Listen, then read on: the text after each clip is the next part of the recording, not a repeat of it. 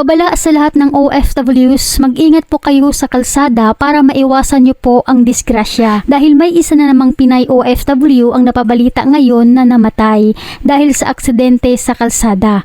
Pero bago tayo magpatuloy, huwag kalimutan i-like, share, subscribe at pahit na rin ang kampana for more upcoming videos. Salamat!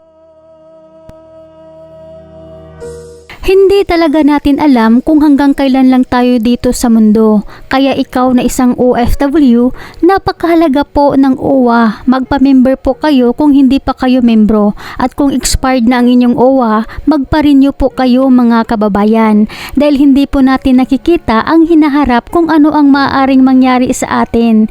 Tulad nitong isa nating kababayan, isang ulirang anak na nangangarap iahon sa kahirapan ang kanyang pamilya na naiwan sa Pilipinas. Matapang siyang nakipagsapalaran sa gitnang silangan bilang isang domestic helper sa Dammam, Saudi Arabia.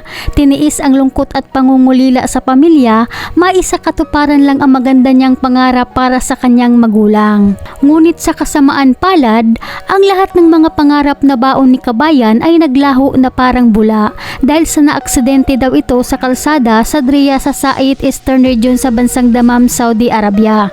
Ayon sa balita, nasagasaan umano si kabayan ng sasakyan. Sa ngayon, kasalukuyan na umanong gumugulong ang investigasyon sa nangyari kay kabayan at inaasikaso na ngayon ng pamilya sa tulong ng OWA na maiuwi sa Pilipinas ang malamig na bangkay ng ating kabayan. Kaya maging halimbawa po ito sa inyo mga kababayan OFWs. Wala naman pong gustong mamatay, pero dapat po maging handa po tayo. Di lang po ito para sa atin, para din po ito sa ating pamilya. Sakaling may mangyari man po sa atin, di na po mahihirapan ang ating mga pamilya na maghagilap ng pera.